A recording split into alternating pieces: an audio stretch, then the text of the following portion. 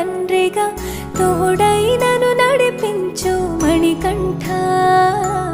కష్టాలే తరిమినా కన్నీరే ముంచిన నీవే నాకు దిక్కు కదా అయ్యప్ప.